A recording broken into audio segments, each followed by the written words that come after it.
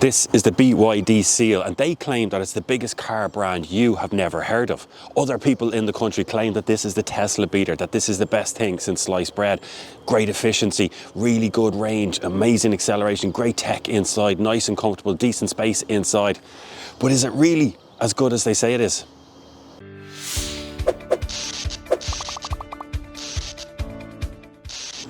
Let's have a good look around the car, starting at the front, and I think it looks really, really well. I reckon that they've almost nailed the design of this. Now, they call it the X-Face. Strange name, but I kind of get it. You can see a lot of that material here with the ripple DRLs, but it's quite low slung. I mean, it breaks here at knee height, gradually coming up over the bonnet. A little bit of clamshell effect going on just there, and the proud lettering at the front. A little bit of air intake underneath there. It's quite a sleek appearance. This thing is pretty aerodynamic, and you can see that coming through in the design just there. And overall, I think it looks really, really good at the front. I promised myself I wouldn't say it in the review, but I'm going to anyway. Yes, it's not another SUV. We have a saloon, a sleeker, more compact version, and I'm really happy about that. Now, what we can see here straight away is actually quite low slung. I mentioned that already because of aerodynamics, and it really does help. Only 1.46 meters tall, which is really good. Nice long wheelbases. You can see they're stretching out those quite nice 20-inch alloys with the little plastic inserts, but it's stretched all the way out to the corners, and the same here at the back as well. So 4.8 meters long, gives you a good bit of space inside, but it's not too big that you can't handle it. Nice couple of shoulder lines. I mean, there's one down the end of the scuff plates there, another little line that comes along. We've got tinted at the back, pretty much standard. We've got these flush door handles that go in and open up, and our charging cap is on this side.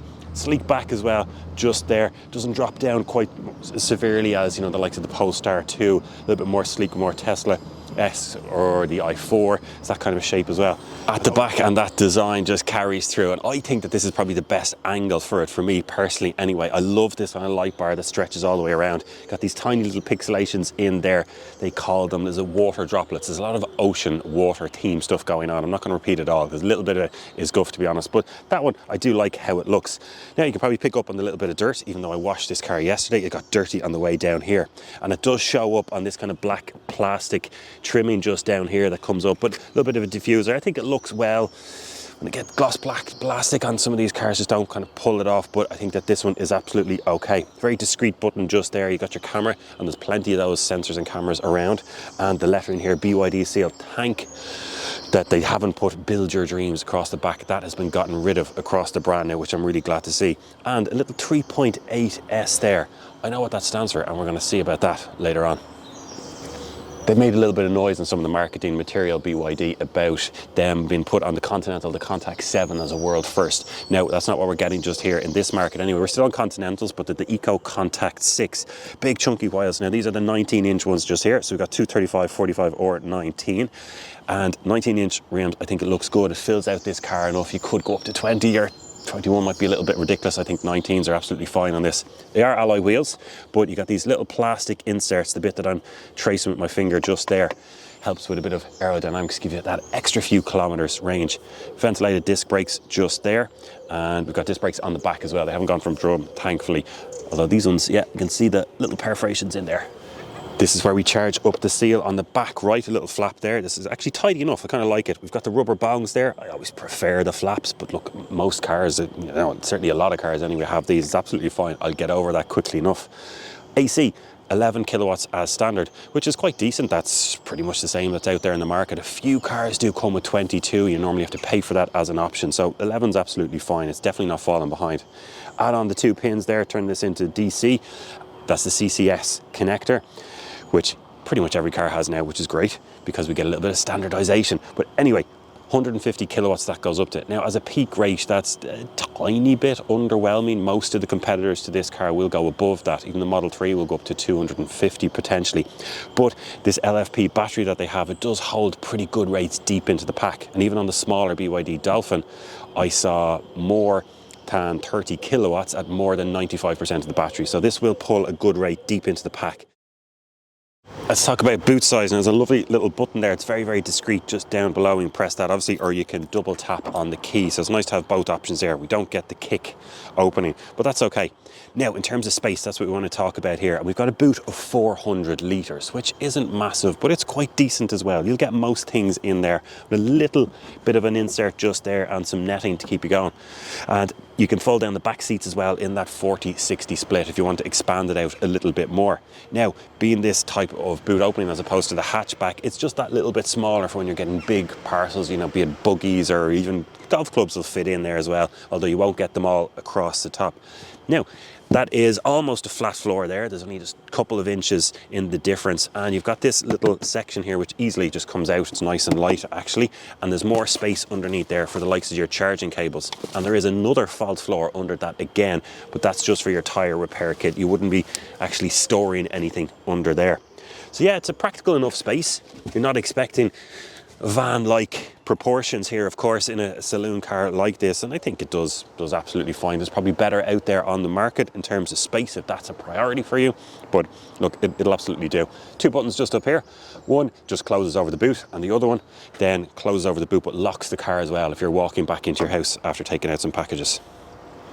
A lot of people just going automatically for an SUV for the space, and for me, cars like this just get lost. But what's this one like? What's the Seal like in terms of space? Well, just for a bit of context so you can kind of measure that as I'm here, I'm 6'2" or 1.89 meters tall and a little bit gangly and lanky, to be honest, long legs. So let's see what it's like for me. Now I have the seat set all the way down. We've got at least 6-point adjustment here with lumbar support, all electric, fantastic.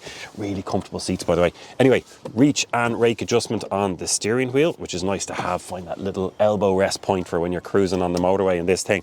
Now that panoramic roof lets in loads of light, so this probably feels a little bit bigger and airier than it actually is. And we've got a nice bit of space just down here, and you do kind of feel enclosed and wrapped around, and I say that in a positive way because when you're driving a 520 PS car, you want to feel like you're in control, like it's wrapped around you and looking after you as opposed to wallowing around. You know, these bucket seats help with that. So yeah, decent amount of space, great adjustability, head height. My head isn't even close to the support bars that run along here between the A and B pillar, and up to the pano roof we have loads of space just there. And remember, that's for a pretty tall person. So let's see what it's like in the back now. Now that front seat does slide back and forth when you open and close or unlock and unlock the door. Now the way I've set it up with the doors open, it hasn't moved back just to keep it true to size. And also what I've done is I've left in the two child seats just here to give you a picture, because I've been running this as a family car for a few days as well, and there's loads of space there. I've been in a lot of mid-size SUVs where I've had to move my seat forward to make space for my 6-year-old in the back there, and I don't have to do that here. Plenty of leg space, flat floor across the back. But just to show you just there, plenty. So, I mean, more than 6, what is that, 8-9 inches. We can translate that into centimeters. Now I'm going to take out these baby seats.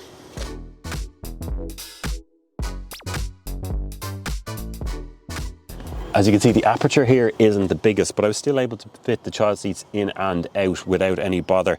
And also the ISOFIX points that you get just here are really easy to use. They're really accessible, they're clear. The frame that goes around them, the little bit of protective bit, that doesn't get in the way of the seats, and really, really easy to use. So I'm quite impressed with that. And also you do get, yep, the third ISOFIX in the front as well. So this is actually turning out to be a lot more practical than you might think. Now, just as a reminder, 6'2", gangly person here, and I can just about get my toes underneath, but that seat is set all the way down the bottom. But there's enough space there. I don't have a huge amount of thigh support, but then you rarely get that anyway in the back, especially when you're someone this height. A little bit of a gap through there. The pano roof lets in loads of light. Makes this feel a little bit bigger and airier, perhaps, than it actually is. My head, even if I stretch my head all the way up to the back, I'm still not touching anything. And as I sit here comfortably, I have about that much space there up to the glass roof. And the support bar running along here is not intruding at all. I really have to go out of my way to hit into that. I've got 2 cup holders here in the armrest in between us. Got this leather effect material, and it is really comfortable. There's plenty of padding on these seats. The back it's slightly bucketed as well, which once again you want because of the performance of the car. And you're really, really comfortable, and that quality of material follows all the way through with this kind of suede effect just here. We've got these tier with a water droplet style door handles. Electric windows. I've got pocket pouches just here, 3 of those. There's a little flap underneath here which opens up a old school USB and a USB-C as well. A little bit more storage where you get your phone. Got ventilation just there. Little coat hook, a Holy handle, and you know what? Overall, this is quite nice in the back here. I do like it. It's not just a boot though, we get a frunk or a fruit. What are we calling it over here? I don't know, haven't heard any consensus on that yet. But thankfully just over 50, 53, 54 litres in the front just there. So handy place to put charging cables if you want, or that kind of smelly curry on a Friday night, whatever you think you should get in there. And you do have some little bit of a kind of a cloth insert in there, which is nice to have. But then if you're putting in, you know, muddy boots after a match, you're collecting the kids on the weekend or something like that, you can just throw them in there and take this out if you don't want to get that stained. No drain holes in it, but that's quite rare these days anyway. So yeah, great to see that extra bit of space and practicality in there. Yeah, really have to be strong with it to close it. I'm really enjoying the suspension in this seal. I think it's set up really, really well. So it's independent suspension, as you can imagine. So you got double wishbone at the front, 5-link at the back, and it's got what's called FSD, so that's not Tesla's full self-driving. Instead, it's frequency selection dampening. So the idea is that as I'm coming around a roundabout like this, it keeps it planted firm. It knows that you're putting it into a corner, and it'll keep that suspension firm enough. Yet a little bump like that I just went over in the road there, those little ramps in housing estates, those imperfections in the road, it knows that you're not cornering and can be a little bit softer for those. And I'm just about to come up to a ramp. As I release out of that corner, it does feel very solid and planted. And here's a ramp there, one of these small little bumps. I'll pick a big part of it, and barely anything in the cabin. It takes those ramps so softly, yet here we are at another little roundabout here. I'll take this at a little bit of speed. And yeah, it's fighting with the weight.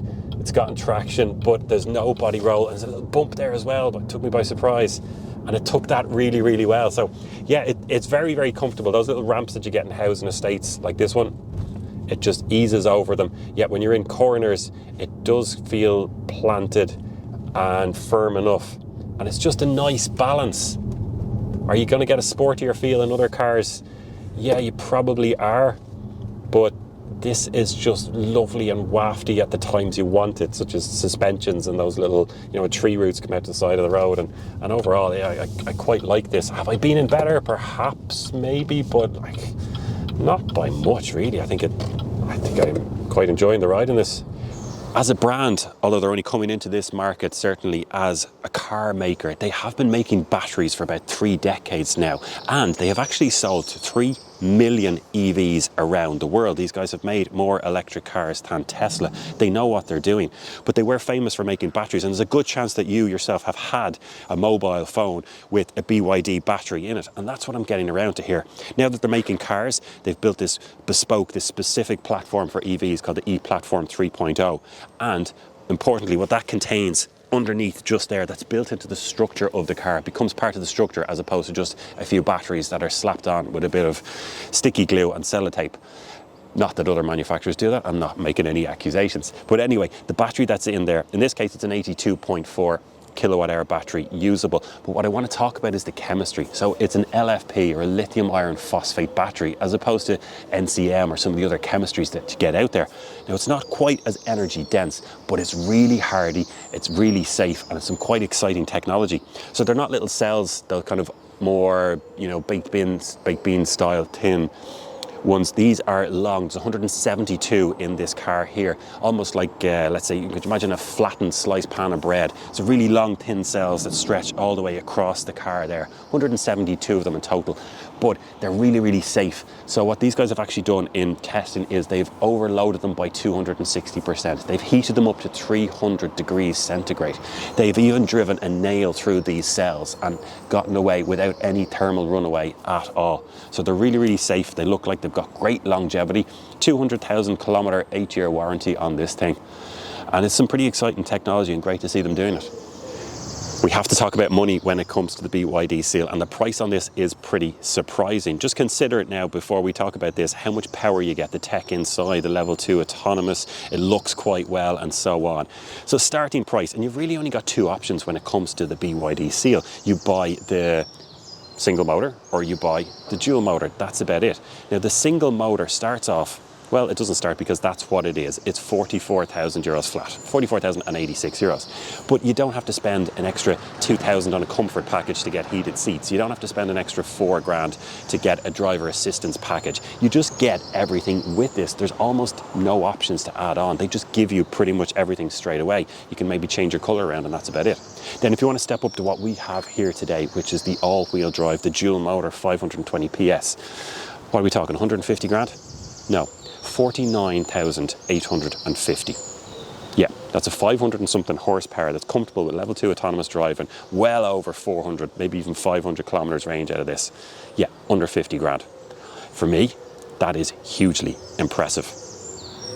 We're at an Ionity station charging this up because I want to give the car back to BYD as full as I possibly can. But anyway, it's pulling 138 kilowatts at 38% and we're pretty happy with that.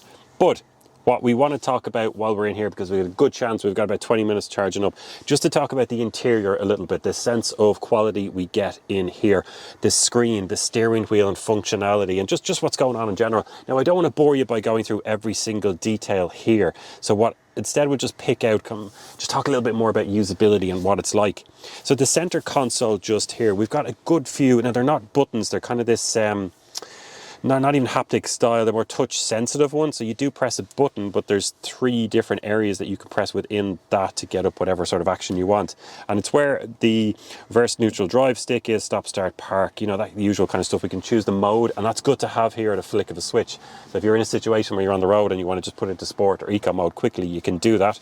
And volume control, turn that on and off there as well. It's nice and usable, and you can get at it while resting your arm on this comfortable enough elbow rest just here, and I like that. Now, great thing is we've got two, not just one, 2 wireless chargers just here. And that's fantastic. I don't think you get 2 on many cars. You're starting to see them a lot on cars, all right, but not 2 of them at the same time. And that's really good there. There's a little divider in between. Now, it's slightly rubberized. It's not a hard plastic, but there is a little bit of movement in that, and just a little bit more of a rubberized material just to stop it sliding around a little bit would be handy. And if you do want to charge this on a regular charger, you've got 2 USB sticks under here. They're kind of hidden away and out of sight a little bit, but once you've plugged it in, it's absolutely fine.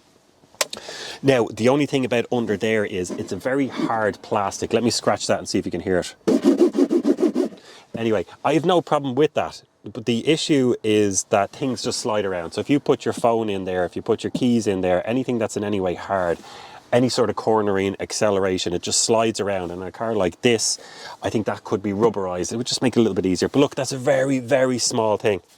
Elbow rest here, nice and comfortable, nice and wide, and a good bit of storage in there as well. Quite happy with that when you don't get the drive shaft going in the back. 2 cup holders, and it's an interesting one. There's a little button there. If I press that, it releases it and comes up higher. So if you've got a really tall, thin bottle and you want to get it out of the way, just press that down, press it again, releases up, and that's good to see with those little holders just there, no matter what size it is.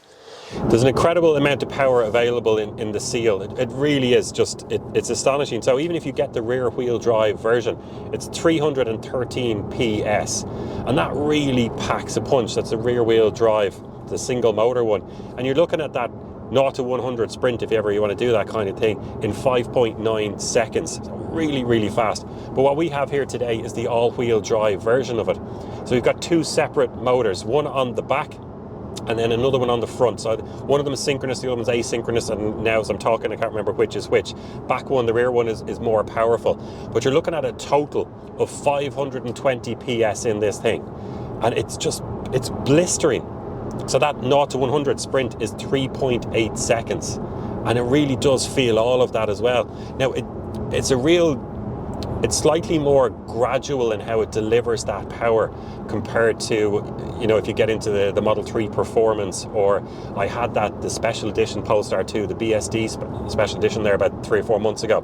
And that was just gut-punching immediacy to the acceleration. This one, it's a little bit more gradual. It's a blend between, no, you can't have it all straight away. Let's introduce. Now, when I say introduce, we're talking about less than a second here as it eases into it. But there's a little bit of braking traffic here. I had to slow down to let someone out on the motorway. We are carrying 90 on the motorway now, actually. There's braking traffic, so I'm going to floor it now. 3, 2, 1, 100, 110, 120. Just like that. It's just bonkers fast. And there's no fuss or celebration when you do it. Some people are going to miss that. you know, you get into a high performance, you know, you buy an M3 or an RS4 or something along those lines, one of the AMG marks, like you get the engine noise and that how it delivers the power, the sound, that's part of the drama for people who really like that. You don't get that here. But I don't know, I personally don't miss it. I like the way it just gets about its business and nice and quiet. It's not shouting at me, hey, look at me. Yeah, it's great. Now, the steering wheel. Yeah, I enjoyed it. It's a steering wheel, but for me, it's a nice size, slightly flat bottom, just to make a bit more space for your legs, especially when you got these gangly ones here. Little kind of indents just here as well, makes it easier to grip as well, especially in cornering and stuff like that. It's heated, and there's a nice functionality on this as well. We've got plenty of different buttons. We've got a couple of scrollers just here. So the adaptive cruise control, level 2 autonomous, in fact, and I know we're talking about that when we're out on the road, but it's quite easy to access just there. But over here, then we've got mode selection that can toggle between Bluetooth and whatever you've got on there. This button here, then, if you want to press that one on the steering wheel, that'll toggle through a menu on the driver's display behind here. And that's nice to get. Now, I have found other cars maybe slightly more usable, but it's fine. You press it and then toggle back and forth. And yeah, it's decent. Not much more to say about that, really, let's be honest. And I've just noticed that we've hit 150 kilowatts. So the actual max charging speed of this, 150.1 at 47%. Unlike a lot of cars, actually, where you might get that top speed burst, you know, down at 5 or 10%, and then straight away it starts to come down. This has actually just been increasing consistently up to the max speed right now at 48%. The indicator stalks, windshield wipers back there, the switches are absolutely fine. Wouldn't call them premium at all, but they are as good, possibly better than a very fancy German luxury brand that I had recently, so they're doing well on that. Nice controls here on the door as well, so your usual stuff, you know, the wing mirrors, they're quite usable, so you could choose the left, press the other button to choose the right one, and then toggle up and down, fold in the mirrors. But also what I do like here is that we've got child locks here for the windows, to stop the windows being open, but there's a left and a right. So I suppose if you've got a teenager on the left-hand side, you can just let them do it. But if you've got a 3-year-old on the other side, you might want to turn that on to stop them throwing their dolls out the window. Oh, 153 kilowatts at 50%. I need to take a photo of that now, because that is going to be posted to the socials. That is more than the advertised peak rate. This level 2 autonomous, though, in terms of steering by itself, it does get a little bit twitchy. Now, I criticised the BYD Dolphin when I had that, saying it just wasn't very refined at all, but this one is definitely better. It's much improved.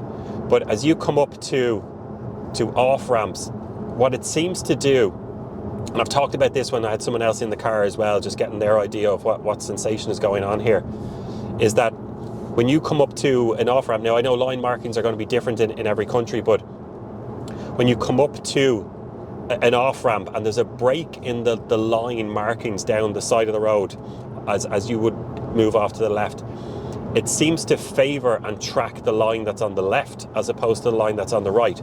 So when you come up to one of those off-ramps, the car will pull you over into one of those off-ramps ever so slightly. But then once it's moved you over, all of a sudden the lane markings will come back in as if you were continuing on out on the right hand side, and it'll panic a little bit and go, oh, I'm in the middle of a lane, and just kind of shut off.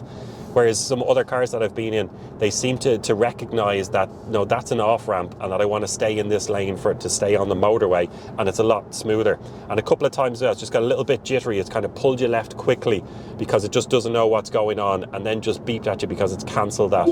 So, like, I don't mean to criticise, because this is brilliant to have for 99% of the time, but just at those little off-ramps, you just kind of have to keep an eye on it. That's why I would be keeping my hands on the steering wheel at junctions.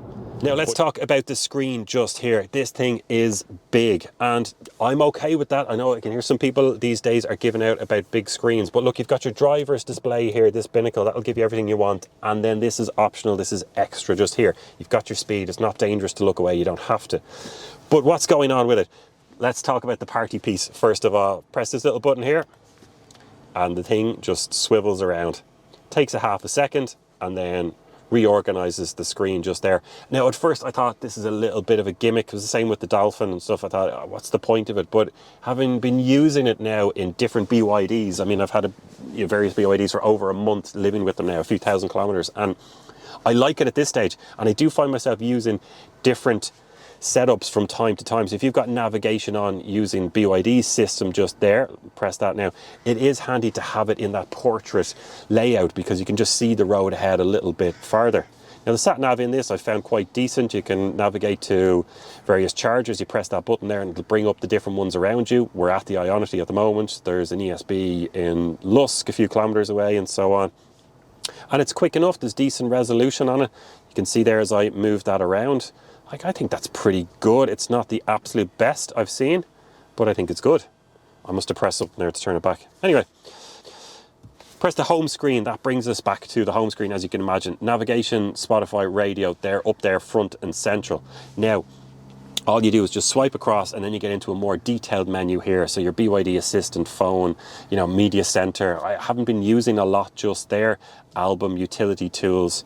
Swipe over again. Settings, smart charging, variety themes, just to change around what's on the screen. Settings, there's a huge amount on this. So if we click on that there, we've got internet, audio, display, software, apps, more, and so on. And that's only in the system. Let me click on ADAS. We've got intelligent driving, driving assist, loads of different options here on high beam assist, driver attention warning, child presence detection.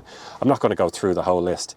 Active safety, predictive collision warning. We can have that late, moderate, earlier, just turn it off. Front cross, traffic alert. It just goes on and on. There is so much safety tech in this, and it's really good adaptability as well. Apart from the speed sign recognition, but I think I'm talking about that when I'm out driving a bit more. Parking assistance. Then click on new energy. Look at this, the energy manager. Do we want regen braking on high or standard? Range display mode, charging settings. We can program to charge when we want. A little bit of consumption data. Now, I'm a real nerd for this stuff. This is one thing that I love to get. So when I get into the likes of a Tesla or the Hyundai or Kia cars, I love getting all that data. That's just me. I know not everybody's like that. And this just kind of lets me down a little bit in that sense. But really, it's such a small thing. And that's just me being a nerd, I suppose. Then vehicle settings. Steering assist mode, but there's loads here. You talk about this chassis, go through lights, what colours, change around the ambient colours, red, yellow, blue. The bright, it just goes on and on. Heads up display, and that's great to have here. And it's really, really clear. This is actually quite a good heads up display. And it doesn't have that, you can see some other cars have a system where it will dynamically have lights that move across the heads-up display to show you the directions that you're going in. But it doesn't go that far. But you know what? It's simplistic and it works effectively, and I like it. The mirrors, do you want them to auto-fold? Do you want them to flip down when you're reversing to see better, which is a handy feature? There's just loads there. The greetings, the doors and windows. Do you want them to open or close after you lock it, before you lock it, and so on? And notifications. And there's just so much going on here that I'm really, really impressed with it. Now, one thing, I would like a button down here that brings up the heating, cooling, your air conditioning, whatever you want. So there is a button just here where if it's auto, we can choose on or off. And if I press on or off, it will turn it on or off, but it doesn't come up on the screen. You got to then go and press the little symbol down the bottom. And then it brings up another miniature bar just here. That's not enough again, so I've got to press that screen again, and that brings up the full menu. And it would be nice just to have a little button there to bring that up straight away. But look, really small thing once again. But once you get this open, you can do so much with it. It's fantastic. I'm not going to go through everything, but the highlights are heated seats. The menu down the right-hand side here. So we have on the AC menu at the moment, on, off. Do we want it on max fan, demister? You can point the air whichever way you want, all the usual kind of stuff. Set your temperatures, it's dual zone as well. But if I go to the seats area, I can have a heated steering wheel on or off. I've got heated seats in 2-stage, but I've also got cooled seats in 2 stages as well. And I remember when I picked up this car, it must have been 35, 40 degrees Celsius in the car. I just put on the cooled seats, really works. I love that. Air purification as well, and this will measure PM 2.5. Which is fantastic. They're the really nasty particulates that flown around the air, sometimes thrown out by combustion engines. Anyway, let's not go down that rabbit hole. But yeah, it'll detect it, and it's also got a filter as well. It's got an ionizer there, quick purification, and it'll detect. So we are at 5 PM 2.5, this stage is 5, and then it's 10 outside according to this. Now, when you want, if you're opening up different apps and you want to toggle back and forth, there's a little square symbol down the bottom of the screen. If you press that, it will bring up the most recent apps that you've been using. So there's the maps that I was showing you, here's all the settings, and now the aircon just there. And that can be handy to have as well, just to get at things a little bit faster instead of toggling through menus like you might usually. It's time for some summary thoughts with the BYD Seal. When I stop recording this clip, I'm going to get into it and drive it back to BYD. And I'm not happy about that because I have thoroughly enjoyed my time with it. I'm so impressed by it. If you consider what you get for 44,000 euros, and even what you get here with this, the all-wheel drive, more than 500 horsepower, for 49,800, I think it's superb value. Now, is it the obvious choice in the market? Well, no, it's not perfect. There's some things I'd like to refine a little bit more. Just the power delivery, the software system, I just think could be presented a little bit better. But let me not knock it. I think this thing is brilliant. It's really, really comfortable. The suspension is good. You get a huge amount of tech in it, the value for money, the range, the power, and so on. It's brilliant. Here's the crucial thing. It deserves to be in the conversation.